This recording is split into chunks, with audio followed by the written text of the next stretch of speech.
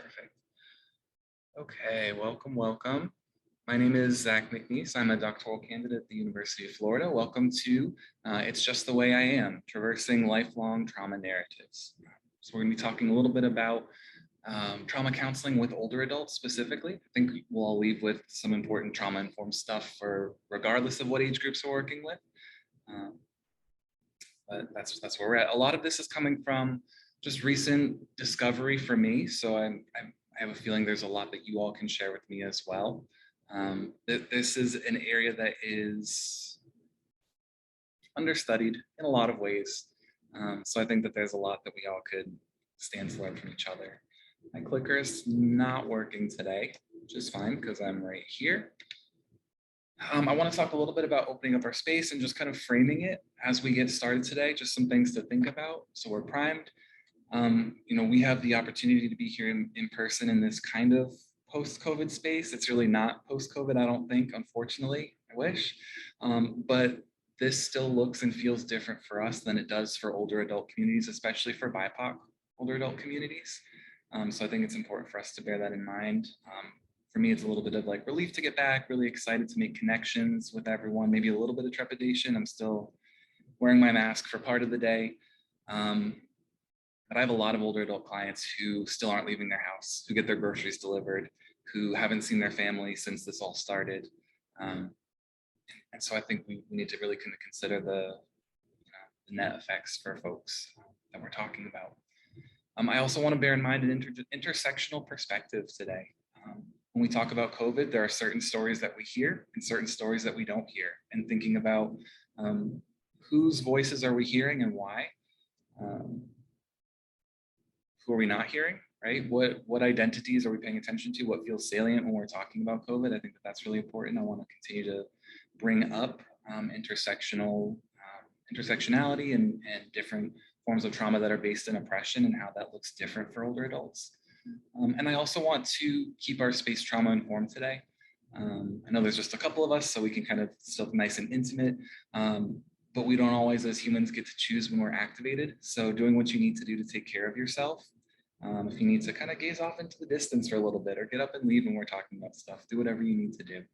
I'll continue to encourage that. I had a poll everywhere, but since it's just the two of us, I figured I'd just ask if you can share a little bit about your, what were my questions?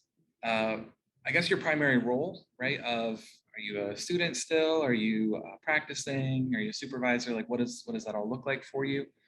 And then also talk a little bit about anything that comes to mind for you as we're looking at trauma counseling with older adults. So Ash or Erin? She's on the screen. Yeah, Erin, do you want to go first? Sure. So I'm Erin Hankey, and I'm coming to you from Iowa. Okay. I'm an assistant professor at the University of Northern Iowa. I worked for a number of years as a licensed mental health counselor, and then had a midlife career change to do the full-time teaching. Yeah. And I'm a clinical coordinator in a mental health counseling program. And we've been doing is building gerontology counseling into our training program. And I work with a gerontologist, and she and I were actually, we presented on the impact of COVID on nursing home residents and some of the trauma and loss that we've seen just in our anecdotally with students, counselors in training, and gero students who have been on site throughout the pandemic. That's great. Thanks so much for sharing. So I'm interested in your topic because it is on a day in and day out basis applicable to what I'm seeing, thinking about, and considering in terms of counselor training. Sure. Hey, thanks for joining us. And I'm sure you probably know then that there's a nice big gap for us when we talk about gerontological counseling with trauma specifically. A lot of it looks at PTSD primarily and not at that subclinical stuff or even just experiences in general. A lot of it's very quantitative based and doesn't really dive into what that lived experience is like for our adults that we're working with. Ash, do you want to share as well? Sure. My name is Ash. I am a third-year doctoral candidate at Idaho State University. In terms of my primary roles, I am a practicing licensed counselor. I work in a community agency in Idaho, in rural Idaho. So a lot of the population that I see is rural, older, a lot of families and couples. I'm also actively engaged in research. So those are the two primary roles that I navigate. Yeah.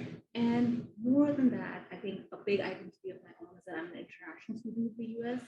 And that identity predominates every interaction I have in the space within the context of USA. Absolutely. So when I look at older population here, especially in rural Idaho, a lot of trauma-informed practices are not seen or understood because it's a rural community, it's a rural farming community. So there's a lot of the intersections of working with rural population who are not aware of what trauma means or why they behave or react a certain way. There's a lot of education that needs to be provided there. And then the other piece I see is access. Working in rural communities, there is not a lot of access to counselors. Yes. Yes. So that creates a big barrier, especially now we're post-COVID. That gap has increased exponentially because at first they at least had this piece of mobility. Now mobility is taken away from them. There are not a lot of counselors working in rural communities. So it's like, it's a very overlapping, complex experience. And there's more and more barriers or obstacles as we're kind of moving forward. Absolutely. We're going to talk about a lot of those things. Thanks for sharing. You want to share a little bit about who you are, like your roles that feel most salient for you in terms of your approach to trauma counseling or counseling with older adults? Sure. Yeah. I'm working on my license, so LMHC. I also work in geriatrics medical institution, so I do a lot of more like system-based training and improvement to care, quality improvement. But for counseling, I see only older adults, 50 and older. I work in a senior center, so non-traditional clinical setting to provide services. I was finding that trauma was the main issue with so many of my clients. I just got trained in EMDR about a month ago. Okay. So I'm just starting to use those tools and it's incredible. It's really like people are just, EMDR practitioners it's like the only thing that works, they kind of have that mindset. I want to still bring in eclectic approaches. It's not always appropriate. We're in between, maybe bilateral processing, what can I throw in? Absolutely. So yeah, I'm just so eager to learn other tools, but I have seen a lot of great progress with people making connections with stuff that happened when they were 16 to why they're responding to things now. Yeah, it's amazing. And then like my own work, like working on my own stuff, it's really healing and wonderful. So I'm always wanting to learn. That's great. So there really is like a common thread of like psychoeducation for older adults. A lot of they don't get it that it's related, why it impacts their life on a daily basis. So yeah, definitely a lot of education. Absolutely. Great. Thanks for sharing. Sure. Oh, I'm Nicolette. Nicolette, thanks. And I'm gonna just see if we have any other folks, no one else online with us right now. Okay. Cool. So that's a little bit, sounds like we're all coming in with some experience. I love it. I want to just quickly then talk about our objectives and talk a little bit about trauma, making sure we're kind of all on the same page because our training looks different. KCREP does not require trauma as a standalone course that we focus on. So it gets woven in different ways. So we all come in with different experience. But by the end today, I hope that you'll all be able to talk a little bit more about proximal and distal sources of potential trauma for older adults. Talk about some patterns that characterize older adults' trauma narratives, especially the obstacles that we see towards disclosure and help seeking and openness to change. And then also applying an intersectional lens and also some expressive modalities and expressive lens towards our approach to working with older adults. So my kind of textbook definition for trauma that I give anytime I'm presenting or teaching is just we use it kind of loosely in our practice to describe events, those experiences, those events, the effects of those events, but something that was so fundamentally threatening towards a sense of physical and psychological safety that it overwhelmed our usual means of coping. So those ways of managing distress are no longer functioning. And so over time, and actually I want to do this slide first. What's going on in the immediate moment, of course, is that our body's survival mechanisms are activated, right? Body's flooded with stress hormones, our neurotransmitter signatures look different. And over time, what can happen is there can be lasting physical changes to our brain structures as a result of experiencing trauma and having that trauma go unresolved for an extended period. Part of that reason is because traumatic memories are encoded and stored differently in the brain. We talk about that. Most of our memories serve the purpose of just being self-referential and for orientation towards the world around us, right? We need to be able to remember where we live and where we go to school and things like this. But the trauma memories, partially due to the changes in physiology that are occurring during an experience of trauma, are not able to be stored the same way. The brain also doesn't want to store them the right way. Those memories are flagged purposefully to be stored in a scattered presentation throughout the mind, so that if anything even remotely resembling that particular traumatic memory comes up, the brain can immediately recognize it as a threat and throw the body into full-blown survival all over again. So what this means for the person underneath it all is that trauma becomes a crisis of meaning, right? It affects the viewpoints that we have towards ourselves, towards others, and towards the world. Are we deserving of love and having our needs met? Are people safe? Is the world safe? Most often for survivors of trauma, there are some serious revisions that occur to that, some damage occurs to those understandings.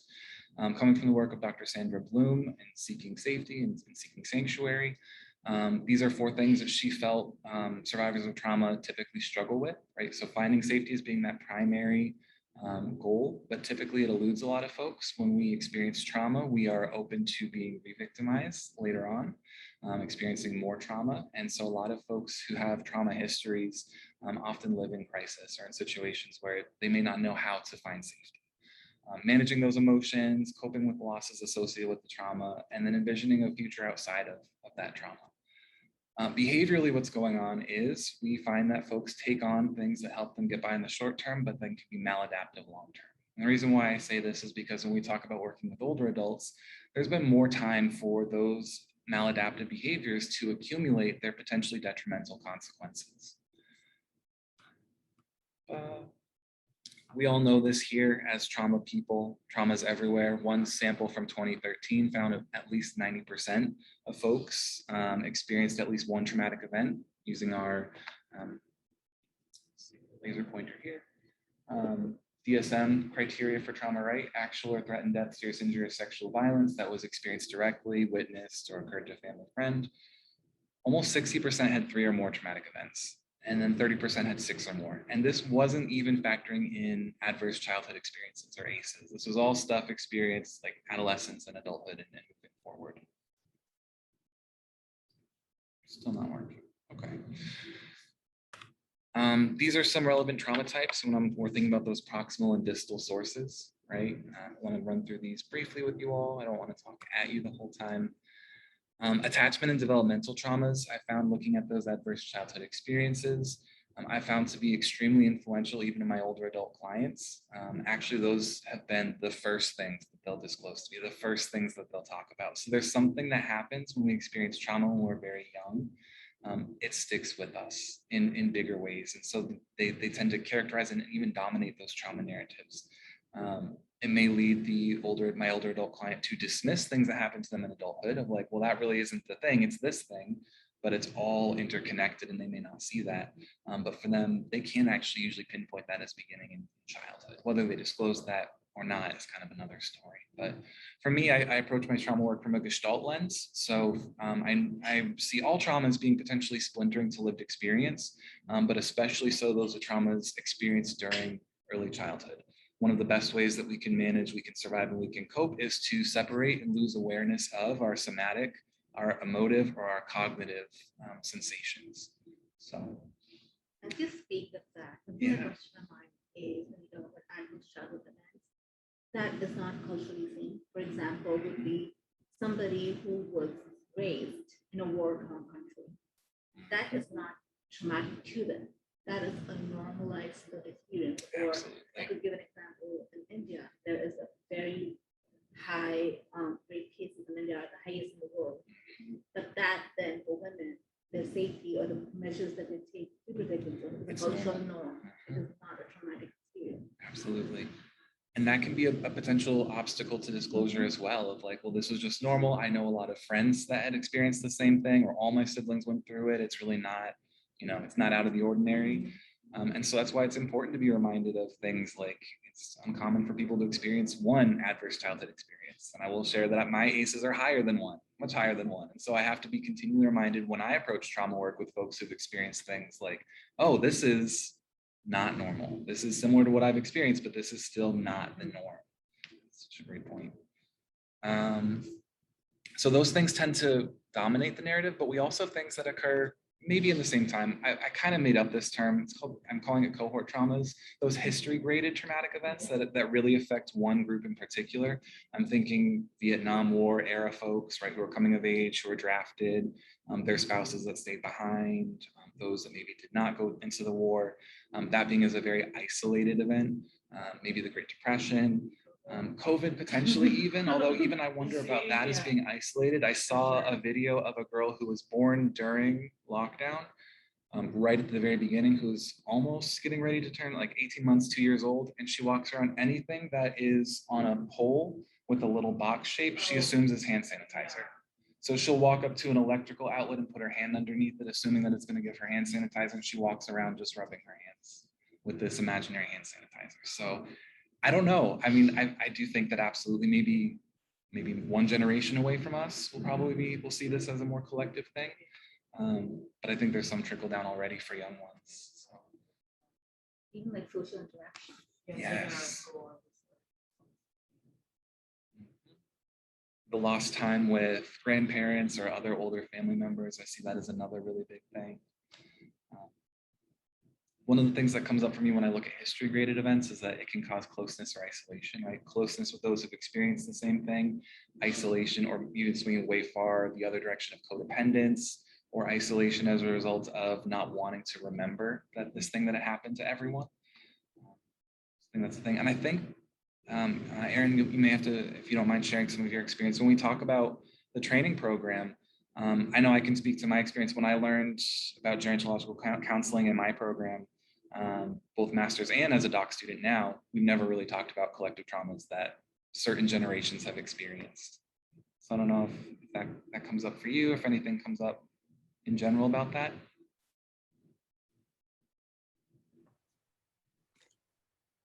It's a good question. And a thing to consider curriculum wise. I'm new to the program I'm in. Okay. But I don't think that they have addressed that historically in the curriculum. Okay. Yeah. Yeah. And I didn't think that was the thing. In a lot of, I mean, even like that great Sue and Sue book, right? We don't talk about historical events. So I think that might be an area for consideration as we look at pedagogy for students. It does play a role. I have a client right now who is a Vietnam vet, was a POW for 18 months. And that very much was his thing. He's very much still connected with other Vietnam era vets.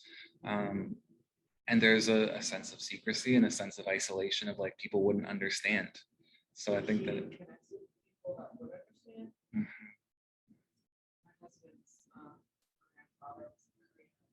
Okay.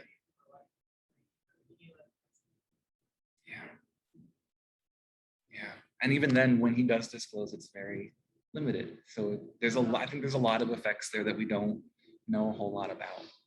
But that's something that, again, this is just as much discovery for me as it is for you all watching. I also want to talk about some oppression-based traumas, intersectional, really keeping in mind that intersectionality.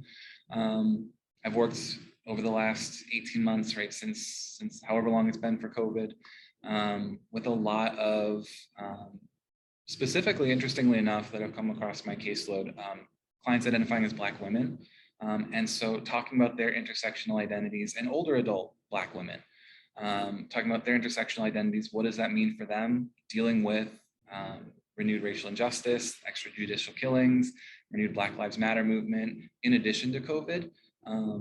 They're kind of stuck, isolated at home. And now anytime they turn on the news, they're seeing either COVID or they're seeing George Floyd this, Breonna Taylor that, marches here, more police violence there.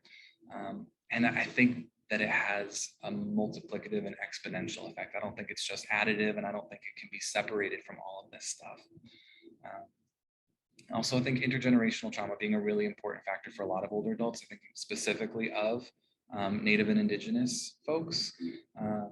That role, the role of the net effect of centuries of genocide, cultural dispossession, and the way in which the stresses associated with that can result in health disparities for older adults in these communities. We know that there have been some significant losses in Indigenous communities that have resulted in the loss of a lot of cultural knowledge and language because of COVID. So I'm wondering if you all in practice, have you seen these things? How do you talk about these things in the context of gerontological counseling? I think for me, it is bringing in this openness of I'm not, and I think this also coming from my intersecting identities because I'm an international person in the US. So that context plays a lot of roles to hey, Absolutely. I come from a very different culture. I'm not American. I don't know those identities.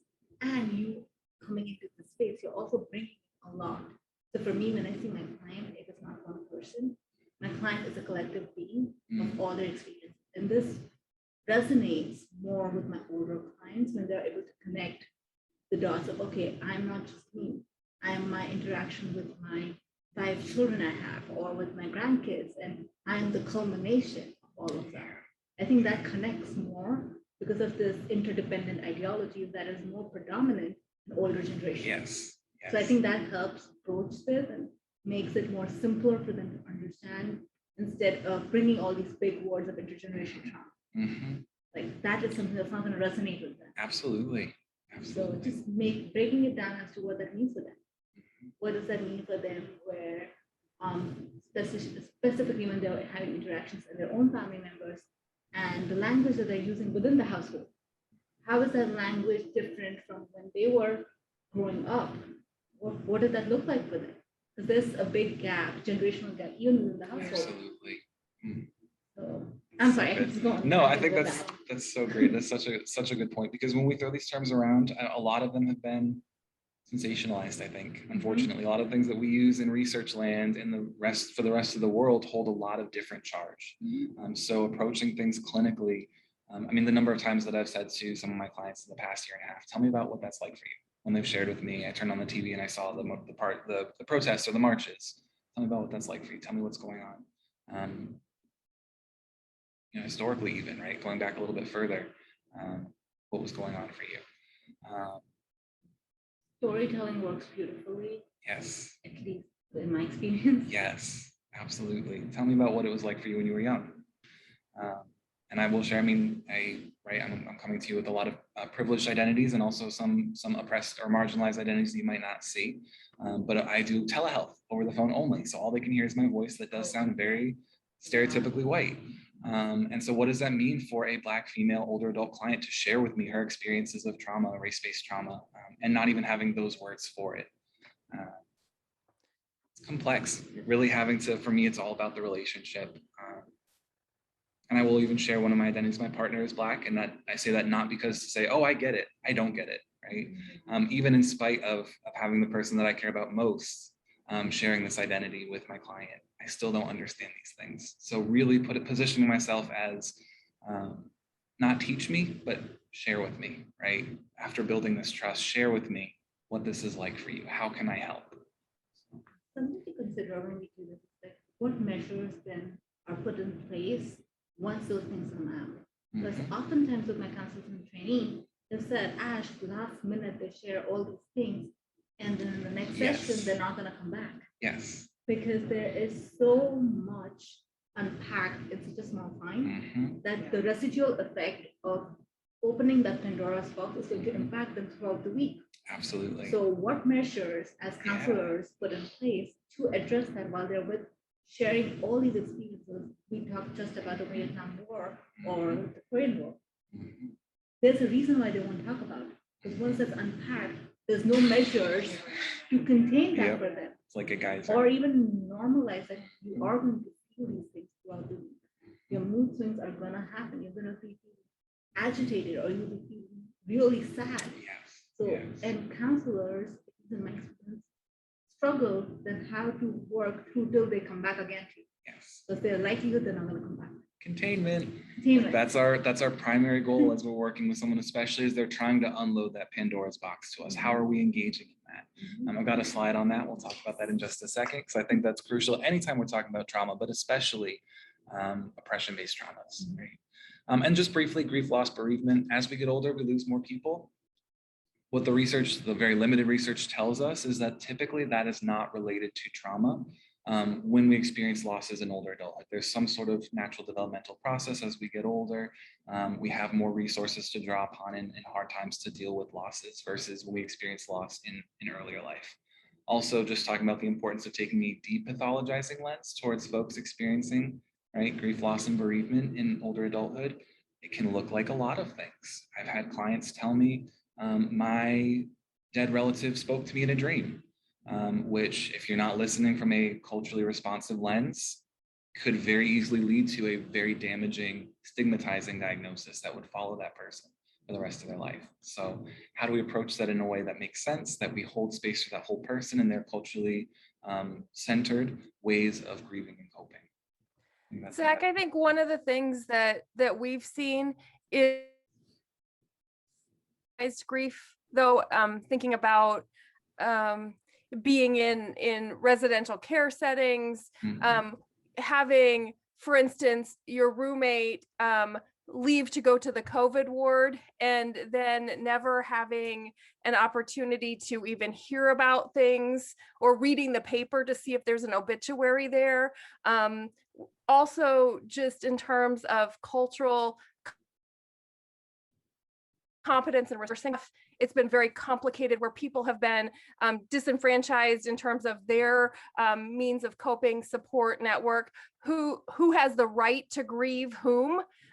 So we've seen some of those layers that have intersected in, I think, more complex ways over the past few years, for sure. Yes, definitely. And I think even with some of our expressions of ageism that we've seen since COVID has started, the ways in which we position the loss of someone who's in their 80s or 90s versus someone who's in their 60s or 70s, as if someone who's in their 80s or 90s does not have more life to live, and their loss is not as worthy of being grieved, right, versus someone younger.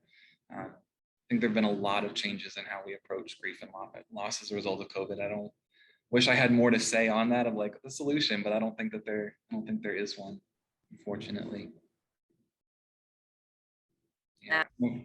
I will share even anecdotally. I mean, a little bit different. It's not as though my neighbor in my room went to the COVID ward, never came back. My grandmother passed in March. To this day, because of the politicization, whatever, the politics behind COVID, and the way that my family received the information. My family is anti-mask, anti-vax, like all of these things. I do not know if her death was related to COVID or not. And I don't know why, but that feels important to me to know whether or not. I know some of the underlying medical concerns, but I don't know the whole story. And to me, that feels like a missing piece that's very unresolved. So I appreciate you saying that. I don't know what to do with it, like I don't know how to get the information. I don't have rights to stuff. And so I have to figure out how to sit with that. So I think a lot of clients are going through the same thing. More formally, what do we know when it comes to older adults and trauma in the research? And the answer is not much. Most of our research with older adults and trauma is looking at PTSD. Only in 2017 did we see that Thorpe and colleagues found, PTSD, diagnosable PTSD is a little bit less in older adults, but subclinical levels are much more common. What are we missing that we're not seeing that? Are our ways of assessing and diagnosing PTSD culturally relevant for older adults? Are there some cultural effects that may buffer the presentation of PTSD? We do know some research shows that older adults tend to conceptualize trauma and traumatic events differently, like we said, so psychoeducation becomes a really big piece of this. And I think this is a cohort effect. Older adults are more likely to somatize their trauma and their psychological distress, leading to more physiological symptoms versus those psychological ones. So people with really severe RA. Yeah. They believe it. They really believe it's wrong. Yes. And the number of it's like if you're immobile with that disease, stuck. Yes. Really Yes. had a ton of RA and fibromyalgia too, which is even more like known to be psychologically oriented, but no one's making the connection between, I mean, I had an older adult vet, female vet. She had seen a lot of stuff in the war. Had, I think, some military sexual abuse possibly in there as well. She didn't disclose it, but, and had debilitating fibromyalgia, and no one made the connection between the two. There's a lot of pain, a lot of chronic pain related to experiences. So I think these are things to look for, right? As we talk about older adults trauma narratives, we know naturally trauma breeds secrecy, right? And that's not just due to the sense of shame associated with it, but also trauma affects our ability to tell the story cohesively because the memory is so spread out. So some recent research has looked at patterns of incoherence. I don't really like that term. It feels kind of icky to me. But terms in which the way that people tell their stories after surviving trauma that result in difficulty in understanding. The two main ones that came out of this research is this preoccupied pattern. That person who is almost in a crisis state when they're telling you the story anyways, they feel very scattered. Their story, like they don't know what's important or not. And so they add in every detail and they kind of like bury the lead. They don't know what to focus on. And then we have the folks that purposely just toss it all out. That's not a big deal. Everyone goes through this. This is just part of life. This is just the way that I am, right? That's very common for a lot of the older adult clients that I've had recently, especially. I think that's what's so great about EMDR is it really activates the memory in specific ways, like with scaling and emotions, like what sensory elements. So it really absolutely helps to hone in the worst part of it. Yeah, well, we know that trauma sits in the body and sits in the unconscious. So you can't lie about the experience of your body. I mean, you're sitting there having to deal with it when it's brought up like that. So I think that's absolutely the case. So when we're talking about working with older adults trauma narratives, it can be so threatening for them because they've made it to 60, 70, 80, 90, 100, 100 plus, feeling and believing and telling themselves this story about themselves, other people, and the world. So anytime we look to take a brick out of that wall, the whole thing could come tumbling down. And so there's a lot of additional barriers and resistance that older adults might put up to prevent that from happening. This comes from Hiskey and McPherson. They had a UK-based sample. The only study that I could find that really looked at how older adults conceptualize trauma. Of course, as we've said, they're more likely to say that's just part of life when they experience childhood sexual abuse, when they experienced intimate partner violence, when they experienced all of these other things that are not just part of life, that are not common. But generationally, that's how they attribute it. And then also that's what trauma does, is it feels normal. This whole idea of minimizing it, tucking it under the surface, even viewing something that I found really interesting, viewing disclosure of that trauma as being self-indulgent. It's possible that older adults might be like, well, everyone else made it this far in life without talking about it. I don't need to talk about this either. And then also something that I've come up against I was a very young master's student working with older adults. What do you know anyways? Number one, because of your age, but number two, you're a counselor, you're this external person. I don't believe in mental health work or psychology. What do you know? And how can you be helpful to me?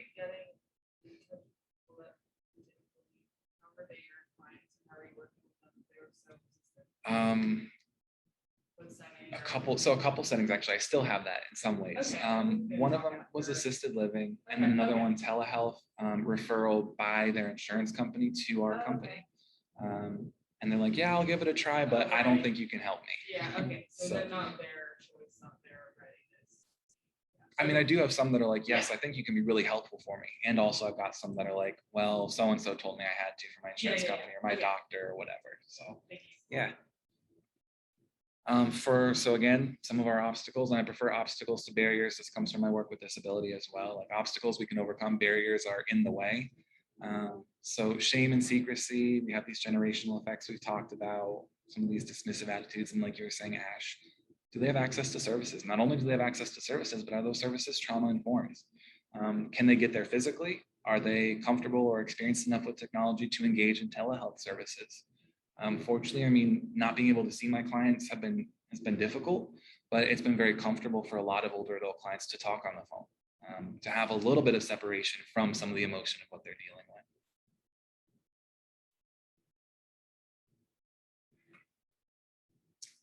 So some of our clinical implications before we move into, I've got a couple of case studies I want to talk about if we have time. We know that this is complex, right? People are building up trauma narratives over decades.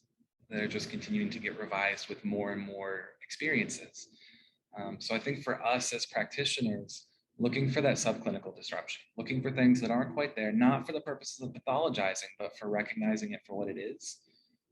And validation, the number of times that I've said, it makes sense that you're experiencing this based on, and then drawing that connection to their experience that they've shared with me and hearing everything click into place for them. Oh my gosh, I never thought about it that way. Being able to explain the subconscious process to them that connects the experience to their symptom or their behavior has been really powerful. And talking about containment, we'll look at that in just a second.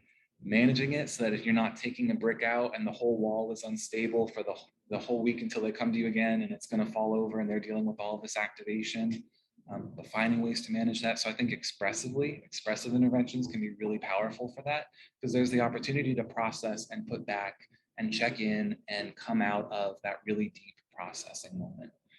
These are the 4 stages that I use to guide my trauma treatment. They're influenced by some research, but kind of stuff that I've adapted over time. For me, it's about coping first, establishing safety and coping, and then building awareness about those different facets of lived experience, because only then can we process and then can we grow. Looking at time, we're almost there. I was going to have a discussion about all your experiences of trauma, expressive trauma work, but I want to talk containment specifically, putting us in the position to help clients not be flooded when they leave our space, right? Some things that I've found to be helpful for that, sand tray work, of course, because you've got the 4 walls, you can help people to revise the sand tray scene before they leave. But if you're not present with someone, that can be a little bit challenging. Using a trauma map once you've gotten to the point where they've built up enough awareness and coping. And sometimes that means putting the brakes on for our clients, not saying that we know better than them and saying, hold on, are you sure you really want to go that deep right now? But saying, listen, if you go that deep, here's what could happen. And making sure that they're able to make an informed decision of whether or not they want to go down the rabbit hole. So one thing that can be helpful for that is building what's called a trauma map. And it can be illustrated, it can be written out, it can be just a timeline, whatever makes sense for that particular client, but having a physical representation so that the borders of the paper also provide a form of containment of the trauma story, the trauma narrative. So not using a full rundown so that every time they look at the map, they're activated, but using symbols, using one unique aspect of that experience that can bring it forth, but is also removed enough that they can look at it without being activated. So if an example that I get from a cohort member who did this that I really like, if a cohort member or if the client was sexually abused behind a vending machine, just having vending machine rather than just the whole when I was sexually abused thing there, right? Even if you have to go smaller than that to individual facets of walking to school the day that the abuse took place, or walking to school, whatever it looks like, but bringing it down to the smallest possible piece where they're not being activated just by looking at the trauma map. Something else you can do is what I call a safe scenery. You could do this as a mindfulness-based exercise, or you could do this as like painting-based, but having them envision a space in nature where they feel safe, having them describe that to you, and then having a container in that space that they can put all of their trauma memories into. They can make sure that there's a lid on it so that it's closed up. It doesn't get out unless that person chooses to open the lid, pull out a piece of it, work through it, and then put it back. So those are a couple of things that I found helpful. Using a variety of different things for expressive coping. If a client is talking about a traumatic memory, having kind of almost in a bilateral activation kind of way, I'm not EMDR trained, but similarly, having them play with something, whether it be they're drawing, they're playing with slime or putty or clay, having some form of resistance, or in the sand tray, or listening to music. It helps to vent off some of the emotional energy associated with that. Mindfulness I found to be really helpful, even for like a lot of my older adult Black female clients have been really receptive and have found mindfulness really, really helpful. So there's that. Making sure that folks have multiple modalities, not just one thing, but visual-based, textual-based, sensory motor, all of that's really helpful. Looking at processing, again, the smallest possible piece at a time, putting it into perspective, working through that memory, and then putting it back. And then next week, same thing, until you've worked through every point on that trauma map. Ooh, that is not visible. It used to be visible. I don't know why.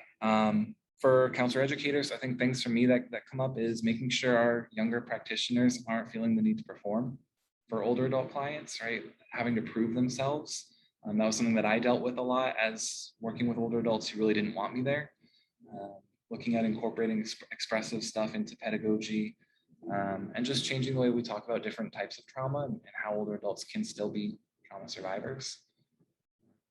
Let's see, how are we doing? Like about there. I've got a couple case studies. Maybe we can talk about these. These are all based on clients that I've had. So James, older adult presenting for feelings of depression, denied any suicidality, had some childhood events that might classify as trauma, but didn't disclose those. But this was my Vietnam War vet, was a POW. He also had a medical error. He had a leg amputated, did not need an amputation. He needed a knee replacement. So had like some medical trauma that was very recent in addition to that. So he's now lost functioning. He's reliant on a power chair. He is in a low SES tier. His water's already been shut off. His electricity is going to be shut off. What do we do with James? How do we begin here with this work with him? Yeah. How hard when basic needs aren't met. Oh my. Mhm. What, as soon as I heard the term poverty, this was, okay, so population who are in the US experiencing poverty, it's the basic need first. Absolutely. So everything else can wait till that basic needs are being met and they're in a position of being fed, having good sleep, having a roof over their head. Mhm. So here the water has been shut off. For how long has it been shut off? Does that affect their drinking water? Because Yes. from what I've known in the US, people drink tap water. Mhm. So did this person have water to drink? So if everything in their past can come later, Yes. developmentally, looking Yes. at right now, what do they need first? Absolutely. At least that's where my brain goes. Yeah. Yeah. Yes. Absolutely. And I think it also comes down to this point of, am I referring you to a case manager or do I know what the steps look like? Instead of saying, here's the phone number of this homeless shelter. Yeah. Here's the phone number of this food bank. Have I ever called the food bank to know what's the process? Have I called in the homeless shelter to know what's their process? Or even the crisis hotline, the suicide hotline, have I called them to say, hey, if somebody calls you, what do you do next? Exactly. So, Doing warm handoffs. Like let's call them together right now. You Mhm. get on your phone, we'll three-way call and we'll figure it out. That's definitely, I'm wondering, folks online, Aaron, if you're still there, what about you? What do you think? What are your thoughts on James? I really appreciate what's been said in the room, Ash. That it makes a lot of sense what the steps and the pieces there. Absolutely. Yeah. And that's been my approach working with him specifically, is literally let's figure out a way. And again, if his income falls below that poverty line, how do we even find the money to get your water turned back on? How do we even find the money to pay back the electric company? There are multiple issues here where he never received a stimulus check because of living below that poverty line. He had multiple addresses that got sent to the wrong place and never made its way to him. So that was another contextual layer that we've been working through. He in the past had received some help from some charities financially, and so trying to get connected, but he didn't have transportation. He can't drive himself anymore because of the loss of his leg. So finding local transportation that is affordable for him, all that's been really helpful. Even with him telling me in our first session together, every night I have flashbacks to being a POW. Every night it's like I'm back there. I shake. I have all of these things going on. Literally just how do I find a way from the cope, right? Have you tried this? Have you looked at this?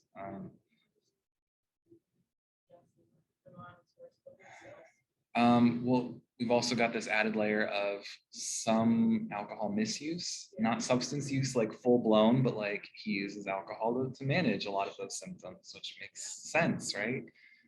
So finding things like mindfulness, some sensory-based activities for him, even if it's just like, hey, leave the TV on to go to sleep, even if it's bad for your sleep, if it helps you distract yourself, right? Finding ways to just make it, like let's manage, get you through, get these basic needs met, and then we can go back and work on all of this other stuff.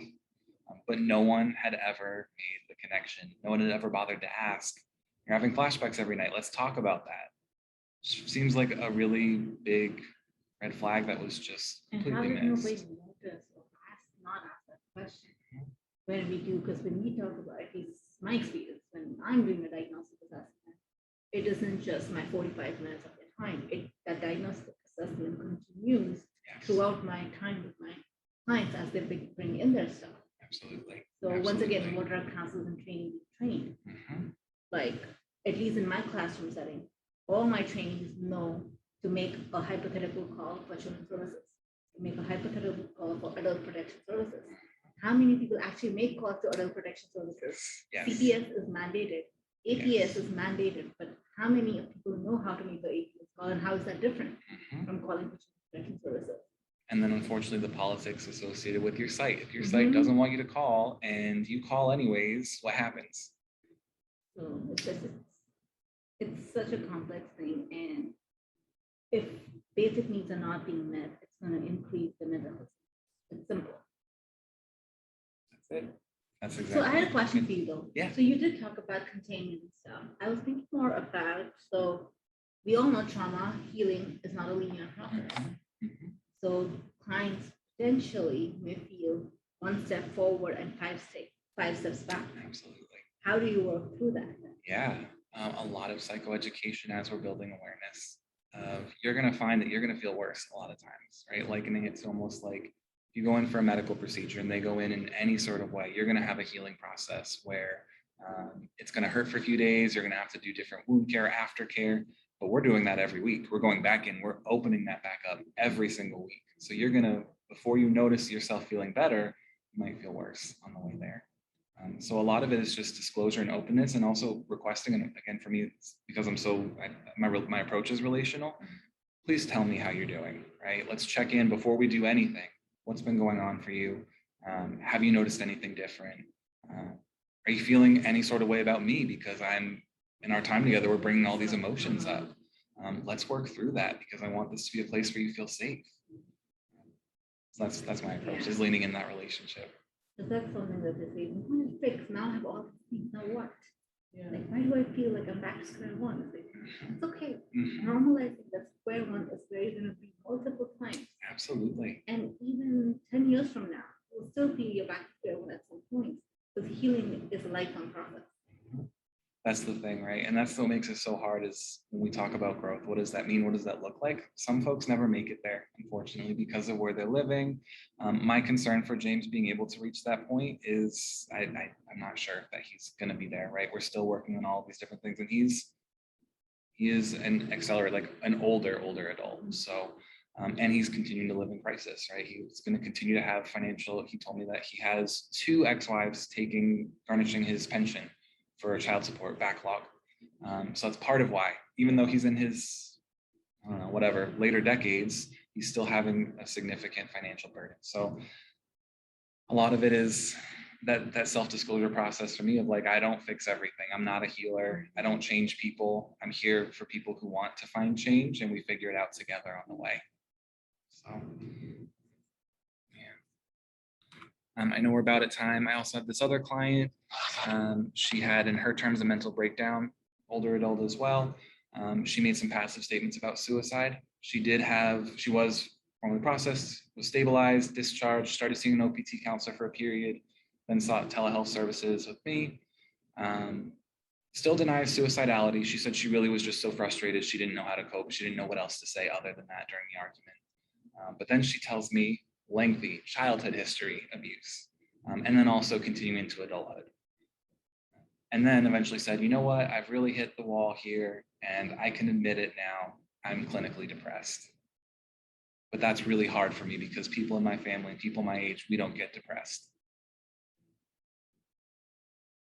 Just quick thoughts on Justine here. Well, I'm more curious as I get older, what's the culture? Mhm. What's the culture in terms of even the perception of mental health? Yeah. Let's start there. Yeah. You just said the statement, we don't get depressed. Tell me more, what does that mean? Mhm. Like awareness of feelings. How was your household where you were allowed to feel? Or what does feelings even look like? Absolutely. Absolutely. Yeah, and she shared that she grew up in a very low SES environment her whole life, rural mostly, moved into the city when she became an adult, but then became an adult caretaker for her sister for decades. And her sister abused her. Her sister abused her. Mhm, mhm, mhm.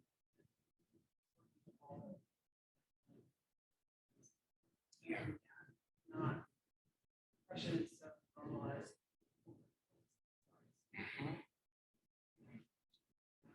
Absolutely. And like pamphlets, you know, like, what's not Yeah. you, Yeah. Absolutely. And so then it comes down to, what does that mean for you to be depressed, right? What does that look like culturally for you? You say it like you know what that means. Tell me about that. Okay, how do we know? And so my training was in solution focused. I approach it. How will we know when you're starting to feel better? What are we looking for? What are you going to be doing? And so starting to lead it that way for some symptom amelioration, while meanwhile we're looking at the trauma stuff underneath. I know we are like at time.